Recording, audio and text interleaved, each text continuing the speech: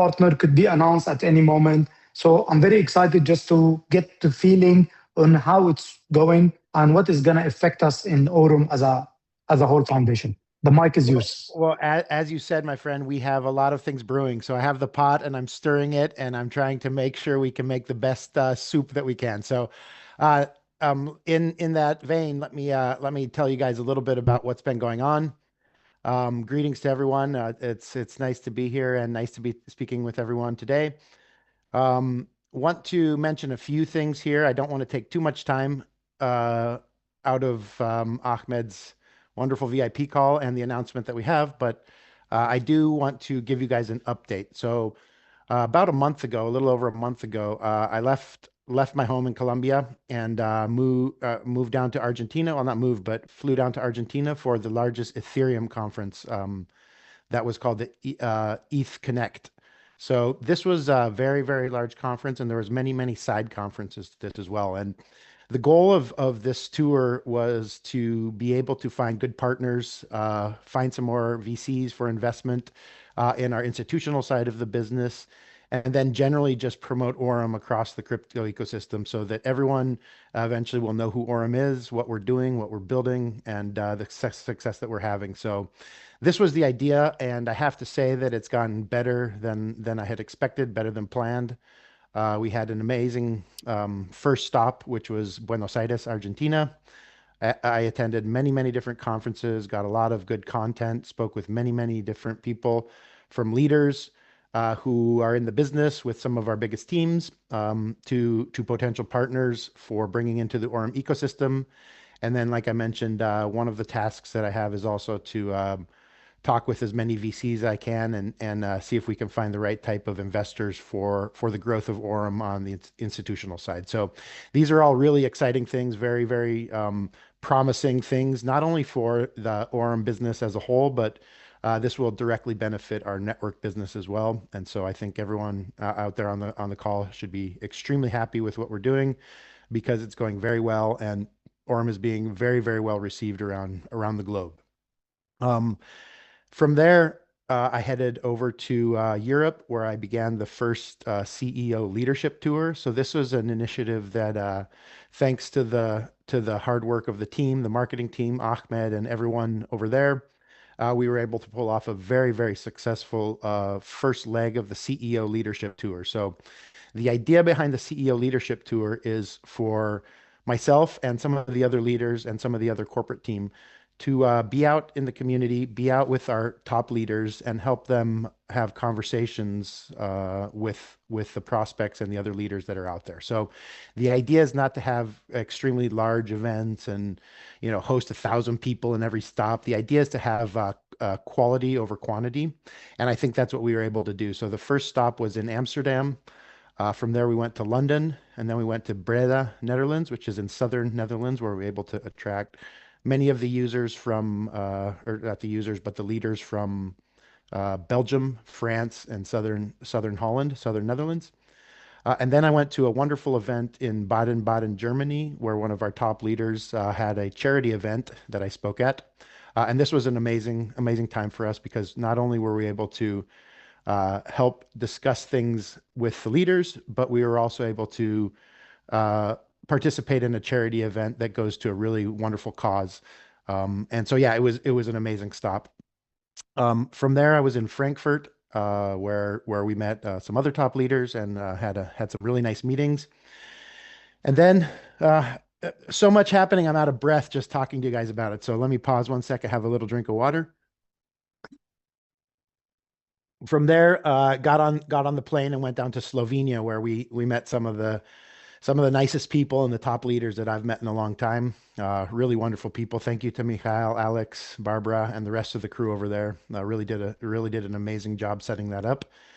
And then I was on to Greece, Thessaloniki, which is in northern Greece. And again, we had Nick and Maria and some of the best leaders that I've encountered as well over there. And it was just a really, really positive time for us to talk to them, present to them from the corporate team, but also have one-on-one conversations with some of their top leaders that they're either recruiting or that are in the business. And help them figure out the best way to continue to grow and to continue to scale. So that was really nice. And then from there, the final stop on that tour was Estonia in Tallinn. And again, we had a fantastic time. Super, super nice people. Really, really an effective and exciting time for me personally because I get to get out there and see exactly how the community is being built, what the network's doing, and all the exciting things for me. So, all in all, it was an amazing, amazing, amazing time. And we will be doing more of it in the coming year in the first quarter. After the launch event, we'll be planning another round of tours. So if you're interested in hosting the CEO in your city, please go through your upline. Let them know your interest, let them know the plans that you have. And again, we are not focused on having giant events. We're focused on quality over quantity. So we want to help our leaders bring in the best people to continue to help grow the network. And so that's exactly what we've done. And then after that, came out to the desert here. I'm currently in Abu Dhabi and landed in Dubai a couple days ago and came down to Abu Dhabi. And this is the week of Abu Dhabi Financial Week. So a lot of things going on down here. There was the Bitcoin MENA conference, which was fantastic. I attended that. And then today there was one called, or yesterday and today there was one called Hack Season that was really strong, small conference, but tons of VCs and tons of really strong projects there.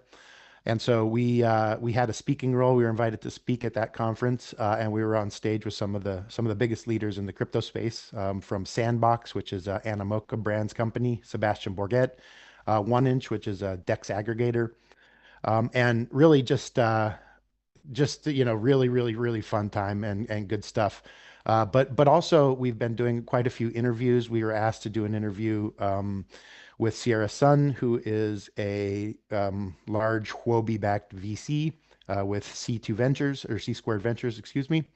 And then quite a few other ones. So it's really been a wonderful tour. Tomorrow we will be speaking at the Global Blockchain Conference, which is one of the premier global blockchain, exactly like it sounds, global blockchain conferences.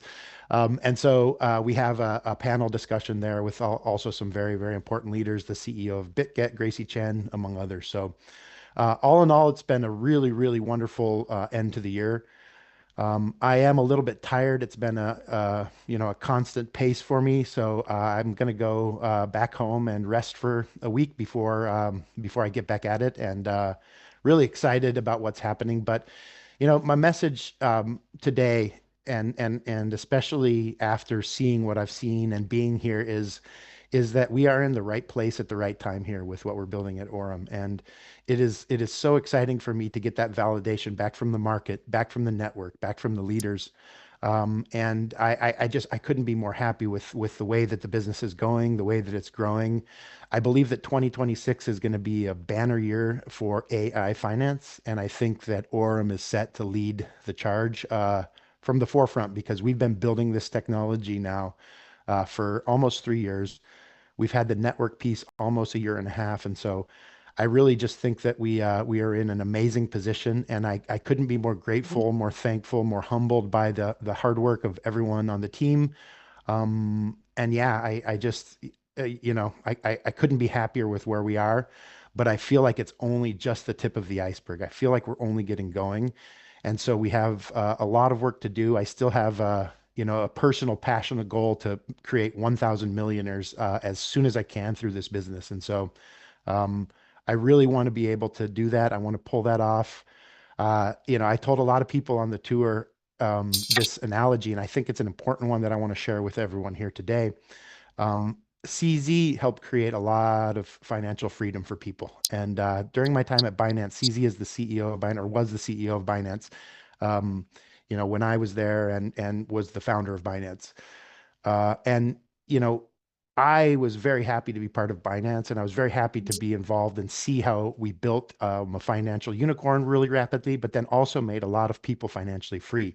But, but, I want to be able to do that myself as one of the leaders, right? So I don't want CZ to have all the fun. I want to be involved in it as well. And so here's the analogy. I'm going to drop it down, and everyone that was on the tour heard me say this probably 1,000 times, but I will repeat it for those that weren't here.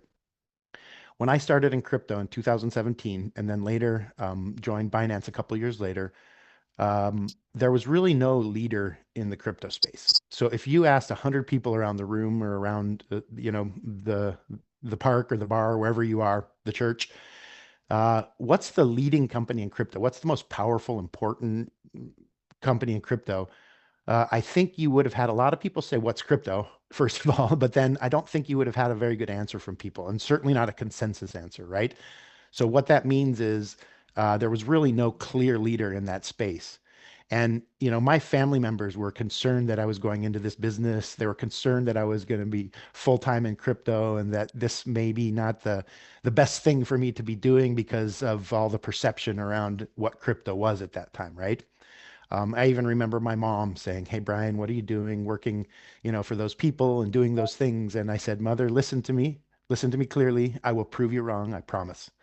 And I did, and we did. It wasn't a Bryan thing. It was a group thing and a group effort, and not only Binance, but a lot of the other great companies that are out there, right? And so I think if today you ask that same question to 100 people, what's the most powerful, strongest, most profitable, best company in crypto? I think you'll get an answer from most people, right? I think you'll get a Binance from some people, maybe Tether from some people.